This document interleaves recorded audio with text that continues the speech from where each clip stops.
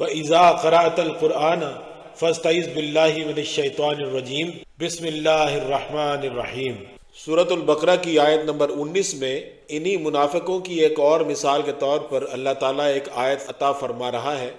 جیسے آیت نمبر 18 میں کہا تھا کہ یہ بہرے ہیں، گنگے ہیں اور اندھے ہیں، اور ان کے پلٹنے کا، سیدھا ہونے کا اور انسان کا بچہ بننے کا کوئی امکان نہیں ہے، تو اللہ کہتا ہے کہ تم ان کی مثال یا تو اس آیت 18 والی سمجھ لو یا پھر اس آیت 19 والی سمجھ لو۔ جملہ شروع ہو رہا ہے او سے۔ عربی کا لفظ او اردو میں یا کے طور پر اور انگریزی میں او آر اور کے طور پر استعمال ہوتا ہے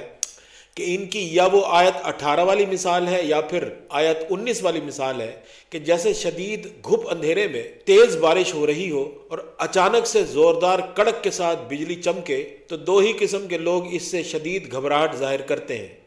اور قابو سے باہر ہو کر موت کے ڈر سے اپنے کانوں میں انگلیاں دے لیتے ہیں کہ اگر آواز کانوں میں نہ پہنچی تو موت بھی ٹل جائے گی۔ ایک تو چھوٹے بچے اور دوسرے وہ لوگ جو کم عقل اور بزدل ہوں، نہ ان کے پاس علم اور شعور کی روشنی ہو اور نہ ہی ہمت اور حوصلے کی مضبوطی ہو، تو وہ اس ماحول میں شدید خوف اور دہشت کا شکار ہو جاتے ہیں۔ یہ مثال دی ہے اللہ تعالیٰ نے منافقین کی، ان اللہ کے دشمنوں کی، اللہ کے قانون کے دشمنوں کی، اللہ کی جماعت کے دشمنوں کی،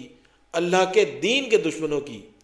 منافقت بغیر بزدلی اور کم حوصلہ کے ایک قدم آگے نہیں چل سکتی۔ ہمت اور حوصلے والا انسان یا سیدھا سیدھا ایمان لا کر ایمان کے لیے صبح سے شام تک اپنی جان اور مال کے ساتھ جد و جہد کرے گا، محنت کرے گا، اور جو اندر سے ہے وہی باہر سے اپنے آپ کو دکھائے گا، یا پھر کھل کر مخالفت کرے گا، علل اعلان دشمنی اور جنگ پر آمادہ نظر آئے گا۔ منافق ان دونوں کے مقابلے میں بزدل، کم ہمت اور کم حوصلہ ہوتا ہے۔ یہی وجہ ہے کہ وہ نہ تو کھل کر دشمنی کرتا ہے اور نہ ہی اس میں اتنی ہمت اور حوصلہ ہوتا ہے کہ وہ دوستی نبھائے اور سچے اور پرخلوص ایمان کا عملی مظاہرہ کرے۔ اب اس تمثیلی جملے کا اصل مطلب کیا ہے؟ اللہ تعالیٰ ان الفاظ میں مثال دے کر ہمیں کیا سمجھانا چاہ رہا ہے؟ اللہ ہمیں یہ سمجھا رہا ہے کہ منافق جب اپنی منافقت میں گردن اتر چکا ہوتا ہے تو وہ اپنے دل میں یہ بات اچھی طرح سے جانتا ہوتا ہے کہ وہ اپنے طرز عمل سے مسلمانوں کی نظروں سے چھپ کر اور خفیہ رہ کر کس قدر سخت حملوں سے اس دعوت کو اور اس جماعت کے مقصد کو نقصان پہنچانے کی کوشش کر چکا ہے۔ اسے پتہ ہوتا ہے کہ گزرے وقت میں اس کے ہاتھوں سے وہ کون سے کام سر انجام پائے ہیں کہ جن کے نتائج اس دعوت کے آگے بڑھنے میں نہ صرف رکاوٹ بن سکتے ہیں بلکہ مسلمانوں کو ناقابل تلافی نقصان پہنچا سکتے ہیں۔ چنانچہ اس کی کم ہمتی اور اس کی بزدلی ہر وقت اس کو لرزا کر رکھتی ہے کہ وہ بظاہر مسلمان بن کر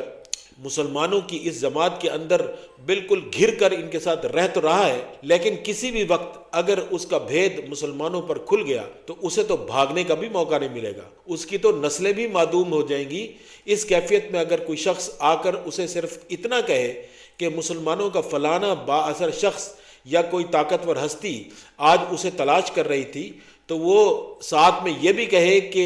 بھائی کیا بات ہے، تم ایسا کیا کر کے آئے ہو کہ وہ تمہیں ڈھونڈ رہے تھے، تو یہ منافق اپنے دل میں لرز کر رہ جاتا ہے، اس کا چہرہ پیلا پڑ جاتا ہے، آنکھیں خوف سے پتھرانے لگتی ہیں، اور وہ دل میں کہتا ہے کہ آ گئی شامت، آ گئی میری وہ مصیبت جو میری حرکتوں کی وجہ سے کسی نہ کسی دن آ کر ہی رہنی تھی۔ یہ بات سمجھانا چاہ رہا ہے اللہ تعالیٰ ان تمثیلی الفاظ کے ساتھ کہ جب گھپ اندھیرے میں شدید بارش کے دوران زوردار کڑک کے ساتھ بجلی چمکے تو چھوٹا بچہ ہو یا بزدل اور کم عقل شخص، دونوں ہی اپنے کانوں میں انگلیاں دے کر یوں سمٹ جاتے ہیں کہ جیسے یہ بجلی نہیں چمکی بلکہ موت اچانک ان کے سر پر آ پہنچی ہے۔ منافق کا ہر لمحہ بھی اسی عذاب میں گزرتا ہے، اور اللہ کہتا ہے کہ اللہ کا قانون کام ہی اسی طرح سے کرتا ہے کہ ایسے ایمان کے دشمنوں، مخالفوں کا آخری انجام انتہائی بھیانک اور عبرت ناک ہوتا ہے۔ اللہ کا قانون اور اللہ کا نظام قدم بقدم اور درجہ بدرجہ انہیں اپنے گھیرے میں لے رہا ہوتا ہے، لیکن یہ اپنی اس مصیبت اور بربادی سے مکمل بے خبر رہتے ہیں، یہاں تک کہ وہ آخری لمحہ آن پہنچتا ہے کہ جب ان کی کہانی ختم ہو جاتی ہے۔ یہ ہے مطلب سورۃ البقرہ کی آیت نمبر 19 کا۔